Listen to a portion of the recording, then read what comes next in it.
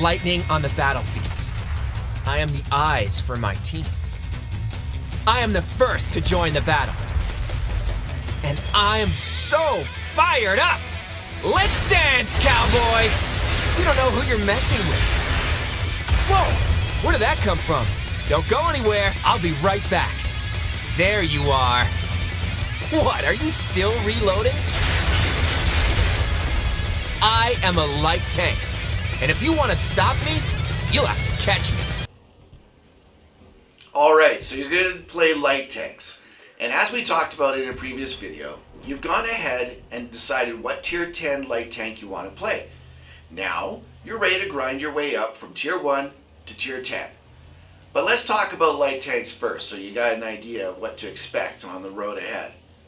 Light tanks are generally known to be the fastest class of all the different types of tanks in World of Tanks. They do this because they're very light, hence they're fast.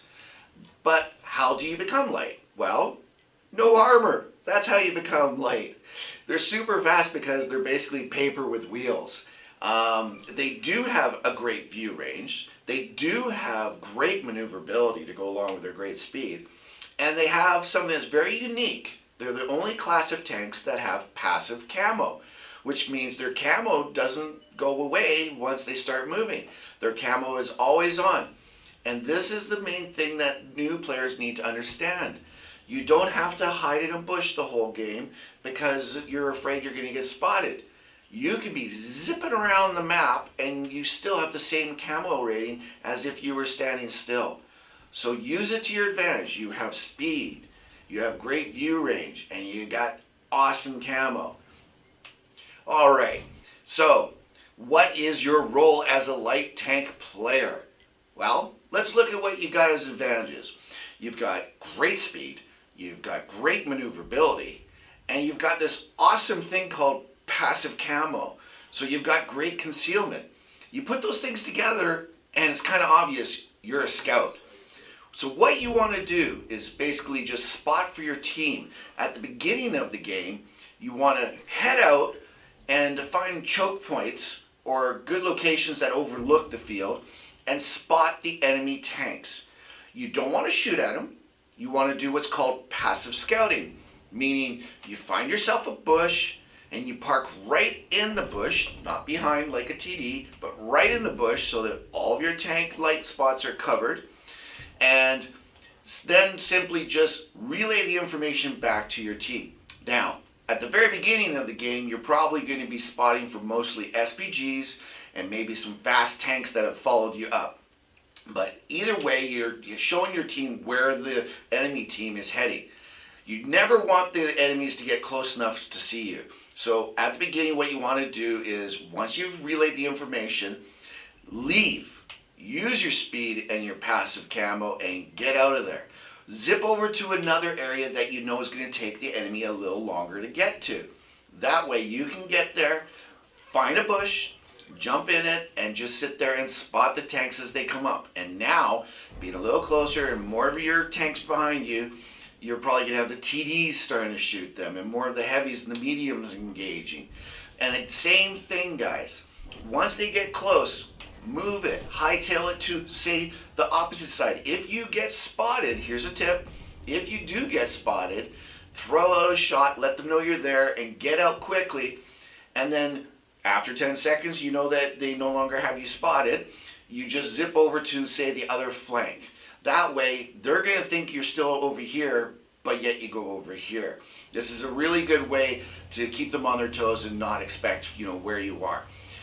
Throughout the game, the middle of the game, as you're watching your team kill off all those tanks that you've spotted, you're going to keep doing the same thing. Plus, you can also do a little bit of flanking for heavies, watching their back ends, that kind of thing. Same with the mediums. And at the beginning, I said you're going to do passive scouting. And I know that a lot of you guys out there are going, no, I want to be a unicum. I want a super high win rate. I don't want to do passive scouting. I got to get damage. Relax. Here's a tip that you probably don't know yet. Most light scouts have a very low expected value. That means that they're expected to do a low amount of damage compared to other tanks. And when do scouts do a great job at getting damage? At the end of the game.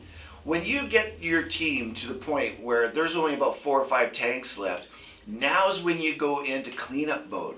Now you use your speed, you zip down to their base, zigzagging, guys, remember, because the TDs might see you.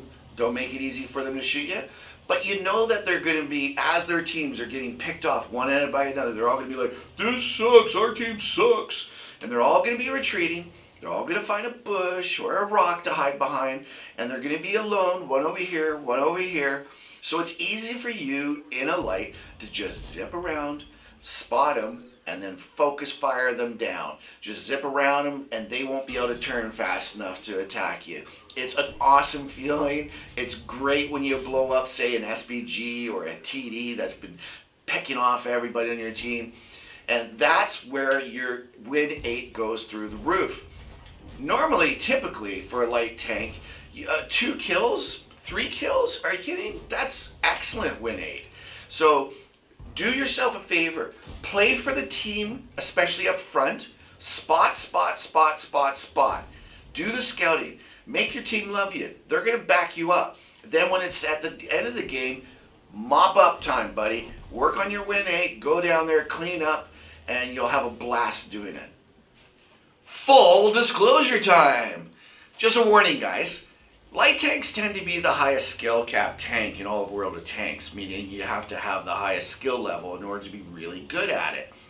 But don't freak out, because like I said, if you start, like I always tell new players to do, start from tier 1 and work your way up. Don't skip them by buying experience or anything. Just play each tier. And then when you get to tier 4 through 6, stay there for a while. Find the tank that you feel good with and grind out a few skills for your crew members. Maybe 3,000, 4,000 games. And the reason why I say that is because you need to get your skill level up before moving up the ladder. You need to learn your terrains, how to use the terrain on every map, where the spots are that you can hide, where the bushes are that you can hide, which bushes are small, which bushes are good, which ones cover you completely. Figure out the routes that you want, what choke point to start with, which was your second option. This takes time, guys. This takes playing the same map over and over and over and over and over and over. But once you get that knowledge and you figure it out, it becomes easier. So that's why I'm stressing to you, please start at tier 1, get up to tier 4, 5, or 6, and hover there for a few thousand for sure, just so that you get all those mechanics down. And then when you move forward, you're going to be okay. Alright guys, here we are in the garage and we're looking at an American Tier 3 Premium Light Tank. You'll notice that over here, I got my crew, but they're all at 50. These are unskilled. This is the dummy crew, which you don't want. You want to get these guys trained up as quickly as possible so that they'll be the fearless, brave crew that will go rush into battle and do well for you. Well, that being said, let's go over first of all the skills. I'm going to take them one at a time, and I'm going to start with your commander. Now, this being a light tank, guys, you want to start off every single crew member with concealment. You want to get that up to 100%, and once it hits 100%, then we're going to hit the reset and switch it to another skill. So, as I go through these guys, it's real simple. The first one's going to be concealment, and then we'll go to the second and the third one. And I'm only doing up to 3 because, quite frankly, when you get up to 4 or 5 and so on of skills, it really becomes dependent on what tank we're talking about. So, for commander, we start off with concealment. When it gets up to 100%, we hit reset, and we go down to Sixth Sense, of course. The most important skill for all commanders on any type of tank in World of Tanks. It lets you know when you're spotted, and it will stay on for 10 seconds, and then you know when you're no longer spotted. So, once you get the Sixth Sense, you then go back to concealment for your second skill, let it go all the way up to 100, and then come back down to recon. Why? Because that increases your maximum view range.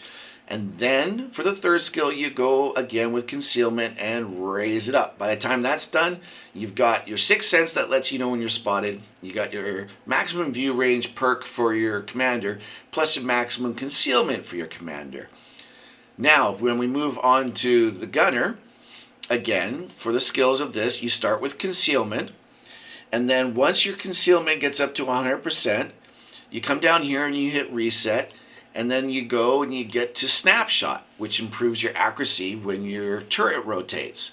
When the snapshot, or after you get snapshot, you go back to camo again with the concealment. And you get that up to 100%. And I personally would actually keep it there, or you can switch it to designated target. That keeps everything that you light up lit for an extra 2 seconds, which is very beneficial. You can decide which way you want to do it. Which one you want to go with first or second. Now, for the driver, again, we're going to start with concealment, get it all the way up to 100%, then hit the reset, and I would go down and do off-road driving, which reduces the ground resistance. That way you don't get bogged down if you hit a sandy patch or a wet patch of ground. As a light tank, speed is your friend, so that's why you want the off-road driving. Again, once you get this, you go back to concealment and start leveling the concealment up. And then it's your choice of either keeping the concealment or clutch braking, which again, that increases your vehicle's traverse speed so you can spin around fast. Very handy if you're getting flanked. Then you have your radio operator. Now, not all light tanks are going to have radio operators, guys. Some of them will, some of them won't. Some of them will have a loader instead. But if you do, you definitely want to start with the concealment, go all the way up to 100%, and then pick situational awareness, because that extends your view range to the maximum amount. Once you get that, you go back to concealment again, go all the way up to 100%, and then put it to signal boosting for more signal range, and then go back for your third one with concealment again. Those are the skills. And quite frankly, for building your light tanks, when it comes down to how you want to set it up, I personally just use AP and a few heats. I don't go into the gold ammo on a light tank. I find that it's good enough because most of what I'm doing is going to be scouting anyways. Although you do want some heat just in case if you want to reset the cap circle. I personally just go with small repair kits, small first aid, and the manual fire extinguisher. Unit comes out there, say to go with the large and the automatic extinguisher. I don't. I can hit the buttons fast enough, and I want to be able to keep every credit possible as a new player, so that I can buy tanks. Remember, this is for the new guys.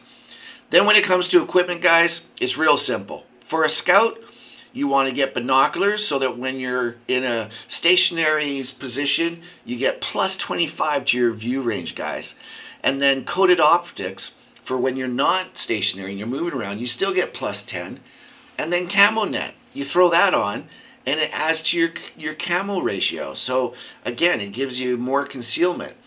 Those are the three that I recommend. Other people will tell you different. You want to, enhance gunlane drive or vents. Vents is very, very good.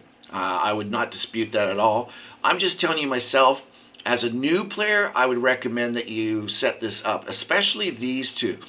If you don't want to spend, if you don't have any gold, you should have gold. As I expressed in a previous video, I showed you how you can get about 1,500 worth of gold on your new account.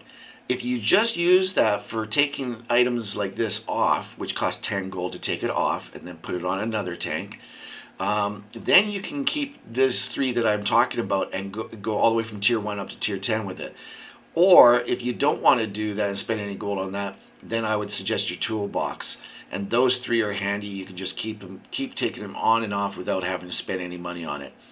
So that's it for the skills, for your equipment, and the consumables. Alright guys, that's it for light tanks. I hope you enjoyed it. I just want you guys to remember, these videos are meant for new players. If you're a Unicum already, or if you're a real good player, and these are just obvious things, just bear in mind, I'm trying to help the new guys figure out how to play the game in a most basic way. I can't give you every single strategy involved in the game yet. I just want to give you the base facts and the basic tips that will get you going. So I hope you liked the video. I hope you found it entertaining and informative. If you like it, give it a thumbs up. If you want to see them as they come out daily, click the subscribe button. Until the next time, guys, cheers.